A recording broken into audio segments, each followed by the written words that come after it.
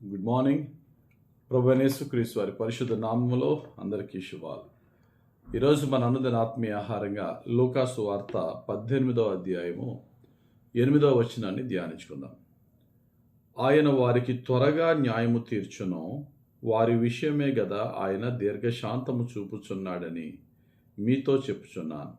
ఆయనను మనుష్య కుమారుడు వచ్చినప్పుడు ఆయన భూమి మీద విశ్వాసము కనుగొనునా.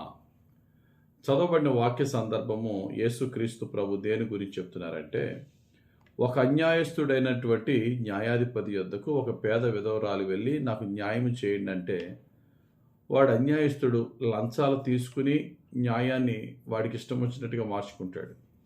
ఈ పేదరాలు ఈ విధవరాలు లంచం ఇవ్వలేదు, ఈమె ద్వారా ఆమెకి వాడికి ఏ విధమైనటువంటి లాభం రాదని చెప్పి ఈమె ఎన్నిసార్లు వెళ్ళినా పట్టించుకోకుండా పోవతలకి అంటున్నాడు. ఈమె ఎన్నిసార్లు పొమ్మన్నా సరే మళ్ళీ నెక్స్ట్ డే వచ్చి అయ్యగారు నాకు న్యాయం చేయండి అంటే, చివరికి వాడు విసుగుపోయి ఇంకా ఎన్నిసార్లు పొమ్మంటున్నా వస్తుందిరా బాబు అని చెప్పి న్యాయం చేసి పంపేస్తాడు, ఇంక మళ్ళీ రాదని.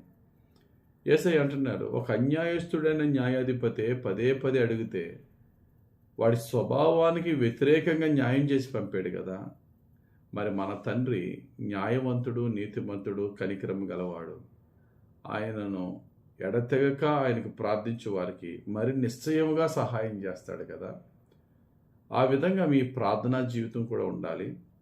ఆయన ఎప్పుడు చేయాలో తగిన సమయంలో దేవుడు చేస్తాడు. మనం కంగారు పడిపోయేంత లోపల ఆయన తొందరగా చేయడు.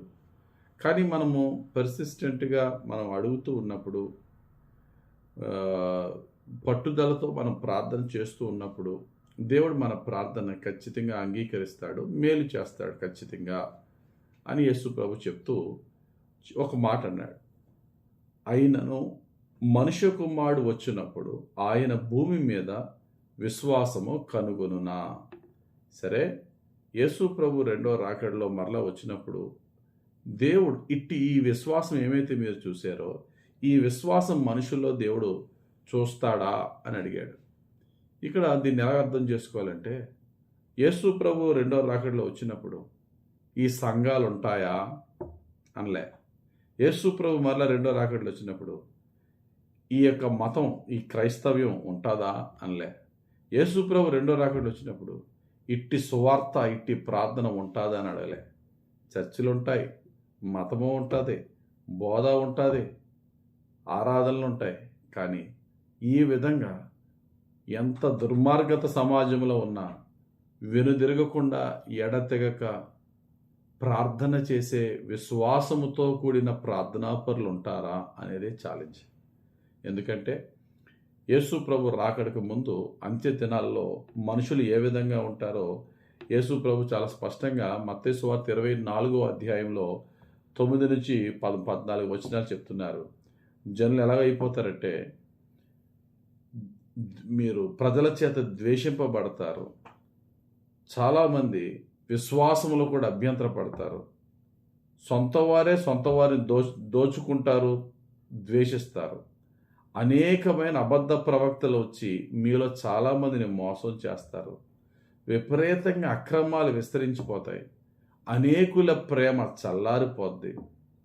అయితే అంతము వరకు సహిస్తూ విశ్వాసములో నిలకడగా ఉండువాడే రక్షింపబడతాడు. సర్వలోకమునకు సువార్త అందిన తర్వాతే ఆయన వస్తాడు. ఈ లోపల మీ కళ్ళ ముందు ఈ దారుణాలు కనబడతాయి. ఎక్కడ పడితే అక్కడ అన్యాయం, లంచాలు, క్రీస్తు నమ్ముకున్నందుకు శోధనలు, బాధలు, శ్రమలు. వాటి మధ్య ఈ విధంగా ఈ విధవరాలు ఏ విధంగా అయితే అన్యాయస్తుడైన న్యాయాధిపతి యొద్ద చెప్పవతలు కన్నా సరే పట్టు వదలకుండా ఎలాగైతే విశ్వాసముతో ప్రార్థన ఆమె ఆ యొక్క న్యాయాధిపతి దగ్గరికి రెగ్యులర్గా వెళుతూ తన పని జరిపించుకుందో, అలాగే మన విశ్వాసాన్ని కూడా అడ్డులు వచ్చినప్పుడు కూడా ఆ యొక్క వృద్ధురాలు వలె ఎడతెగని ప్రార్థనా జీవితంతో కలిగిన మనుషులు ఉంటారా అని యేసయ్య మనందరికీ ఒక ప్రశ్న వేస్తున్నాడు. మన జీవితంలో కూడా మన యొక్క పట్టుదల, మన విశ్వాసం ఏ విధంగా ఉండాలి? పరిస్థితులు ఏమన్నా అవ్వచ్చు. ఉదాహరణకి నోవాహు కాలంలోనే తీసుకుందాం. నోవాహు గారి యొక్క కాలంలో దేవుడు ఈ లోకాన్ని నాశనం చేసే ముందు, జలప్రలయానికి ముందు అంత అన్యాయము, దోచుకోవడం, వ్యభిచారం, దేవునికి వ్యతిరేకమైన జీవితం, దేవుని మాటకు లోబడిన నోవాహు కుటుంబాన్ని చూసి నోవాహు వారందరికీ కూడా చాలా వెటకారంగా, వెర్రోడుగా, పిచ్చోడుగా వారు ఊహించుకుని ఉండొచ్చు. వీటన్నిటి మధ్యలో నోవాహు యొక్క విశ్వాసము కొంచెమైనా సనగిలిందా? కొంచెమైనా విశ్వాసంలో వెనుదిరిగాడా? లేదు. యేసు ప్రభు రాకడకు ముందు కూడా ప్రపంచ పరిస్థితులు అలాగే ఉంటాయి. కానీ మనం ఒక నోవాహులాగా అన్కాంప్రమైజ్డ్గా ప్రార్థనలో కానీ, విశ్వాసంలో కానీ వెనుదిరగకుండా ఉండగలుగుతున్నామా? ఉండడానికి మనం సిద్ధపరచుకుంటున్నామా? యోబు జీవితంలో ఎన్ని శ్రమలు వచ్చినా చివరి వరకు ఎలా నిలబడ్డాడో మనం చూసాం. దానియేలు చివరి శ్వాస వరకు కూడా ఎలా యథార్థంగా ఎన్ని శ్రమలు వచ్చినా ఎలా నిలబడ్డాడో చూసాం. ఈరోజు ప్రభువు చెప్తున్నారు, నీ జీవితంలో శ్రమలు వస్తాయి, బాధలు వస్తాయి, కష్టాలు వస్తాయి, అన్యాయాలు జరుగుతాయి.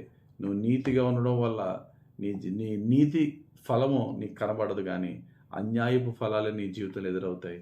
అటువంటి సమయంలో కూడా దుర్మార్గులైనటువంటి, అన్యాయస్తులైనటువంటి న్యాయాధిపతులు అన్యాయపు తీర్పులు తీరుస్తున్నప్పుడు కూడా నీ విశ్వాసంలో కానీ, ప్రార్థనలో కానీ విడవకుండా నువ్వు పట్టుదలతో ఉంటావా అని ప్రభు మనం ప్రశ్నిస్తున్నాడు.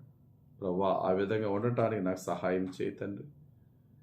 నోవాహు కాలంలో ప్రపంచమంతా నీకు విరోధంగా ఉన్న నోవాహు తన నీతిని విడిచిపెట్టినట్టుగా మేము ఆ విధంగా మా విశ్వాసాన్ని, నీతిని, ప్రార్థన విడవకుండా స్థిరంగా ఉంటూ నీ తగిన సమయంలో నీ ఫలం పొందుకునే కృప మాకు ఇవి ప్రభు దేవుడిని అడుగుదాం. దేవుడు అట్టి కృపతో మనలను కష్టాల్లో, నష్టాల్లో, అన్యాయాల మధ్య వెనుతిరగకుండా విశ్వాస, ప్రార్థన, భక్తిలో, నీతిలో ముందుకు కొనసాగుటకు పరిశుద్ధాత్ముడు మన చివరి శ్వాస వరకు మన కుటుంబాలకి, మనకి తోడుగా ఉండి నడిపించి దీవించును గాక. ఆమేన్.